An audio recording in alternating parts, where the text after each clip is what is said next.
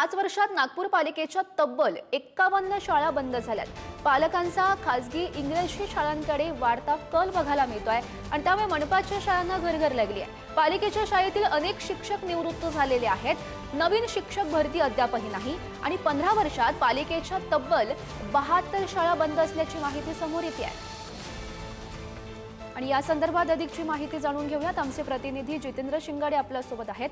जितेंद्र, गौरी, कधी कधी दर्जेदार शिक्षणाचे प्रतीक असलेल्या नागपूर महानगरपालिकेच्या शाळांना आता अस्तित्वाचा गंभीर धोका निर्माण झाला की काय असा प्रश्न यातून निर्माण होतो। कारण गेल्या 5 वर्षांमध्ये नागपूर महानगरपालिकेच्या तब्बल 51 शाळांना कुलूप लागलेला आहे आणि 15 वर्षाचा विचार केला तर जवळपास 72 शाळा या पूर्णपणे बंद झालेल्या आहेत। यामध्ये महत्त्वाचं म्हणजे शिक्षकांची भरती नाही होत आहे। नवीन जे 2014 मध्ये जवळपास 1400 शिक्षक होते ते 2018 मध्ये 1200 वर आले आणि आता जर विचार केला या वर्षीचा तर केवळ ही संख्या शिक्षकांची 646 आहे। त्याचबरोबर इमारतींचा अभाव असेल किंवा बेसिक इन्फ्रास्ट्रक्चरचा अभाव असेल आणि पालकांचा खासगी इंग्रजी शाळांकडे वाढता कल यामुळे जे महानगरपालिकेच्या शाळा आहेत त्या मोठ्या प्रमाणात बंद होत असल्याचं आता दिसून येत आहे आणि यावर काहीतरी उपाययोजना करण्याची गरज आहे। कारण गरिबांनी किंवा सामान्य लोकांच्या पाल्यांनी किंवा मुलांनी शिक्षण कुठे घ्यायचे हा प्रश्न यातून उपस्थित होतो। त्यामुळे नागपूर महानगरपालिका असो किंवा प्रशासन असो किंवा शिक्षण विभाग असो